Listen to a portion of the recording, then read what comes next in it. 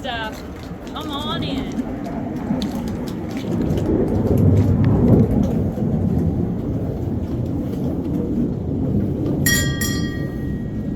Welcome aboard, everybody, to our new to us Viking 44 Motor Yacht. This is a 1987, so it's quite old, but it looks great, and we're really excited about it. For those of you who've been following our whole journey, you know, it took us a while to actually find a boat. There are a lot of boats out there that, yeah, they're kind of scary. So we're super excited about this one. Let's start the tour. So this is the sun deck area, and this is one of the things about this style of boat that we really like. It gives us all this extra space in the back. It's like having an extra living room that's kind of outside. Right now we've got the screens down and the windows rolled up. So you get that nice breeze through here, but it's just really a very comfortable space, especially if you have guests on board. Let's go upstairs to the bridge.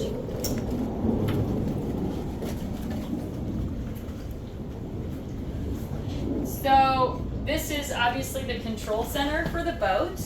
Kind of unique to this boat also is that there are two chairs up here. A lot of the boats we looked at just had one captain's chair here at the helm. It does have two engines, which is why we have two controls here. All the electronics up top there. One of the other great things about this boat design in particular is that not only does it have side seating here, but it actually has this wonderful big seating up front as well. Most of the boats we looked at didn't have seating in the front. It was all behind the captain, so you were kind of looking sideways or through the captain. So this is a nice extra little seating area. And then as you look out front, you can see the marina, but you can also see the dinghy and the bow of the boat. And the dinghy raises and lowers with the crane or the hoist that's sitting off to the left of it there. So that's the front of the boat. This is the helm, the control center. Let's go downstairs.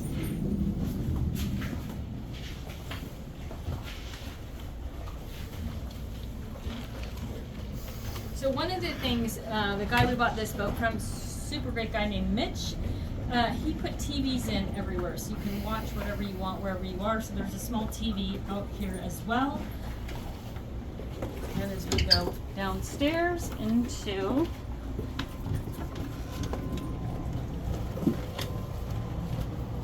now you're in the living room of the boat, which is called in boat speak the salon.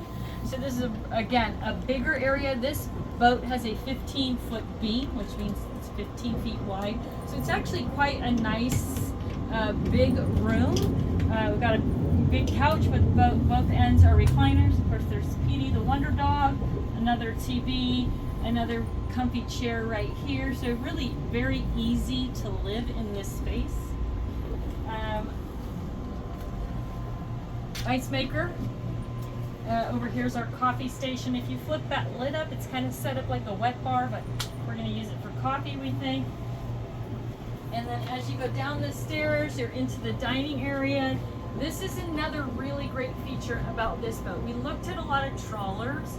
Many of them did not have a separate dining area. You had maybe a high counter right there with a couple stools, but not a dining table. So it's another one of the reasons we like this.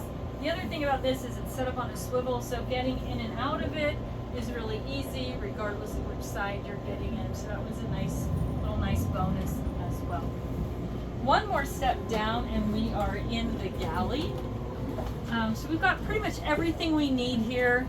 There's a stove, an oven that's a microwave, convection oven, and air fryer there. Tons of storage, and pretty close to full-size refrigerator, which was also kind of unique. A lot of the boats had a real small refrigerator, so this was really a good bonus for us as well. Into the forward berth, so a nice sleeping area here, little bench, again, tons of storage, another TV, we're all set there. So just a real easy space to use when you have guests. And then one of the other things I really liked about this boat,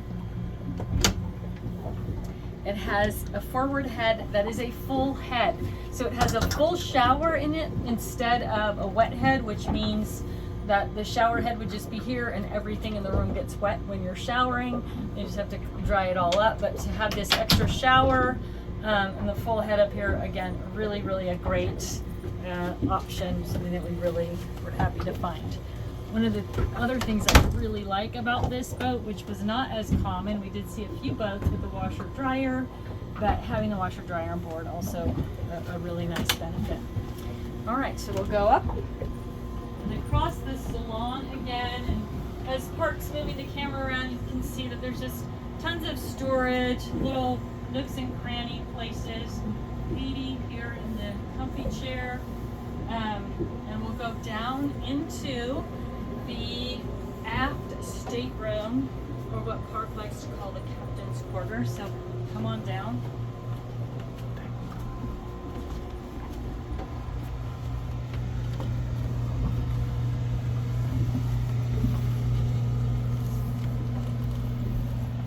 So here we are in the aft cabin, the aft stateroom. So one of the other things we loved about this boat, some of the reasons we chose this boat, I guess, is that it does have a full walk-around queen bed. And a lot of boats have a bed that's pushed off to one side because the boat's a little narrower than this, and then you have to climb over each other in and out of the bed. So we loved finding this with the walk-around bed. Again, lots of storage, cabinets, drawers. There's 2 hanging lockers here, like full closets. Again, that's another boat term, but and then this stateroom also has, and I'll let Park come over here, a full head as well with the shower. The shower in this one is actually a little bit bigger than the shower in the front, but everything you need kind of in a small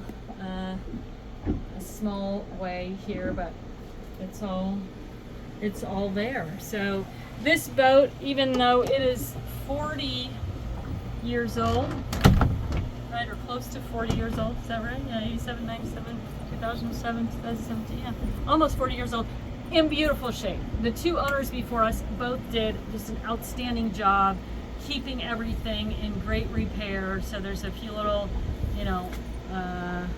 things about it, but for the most part, it's really, really nice.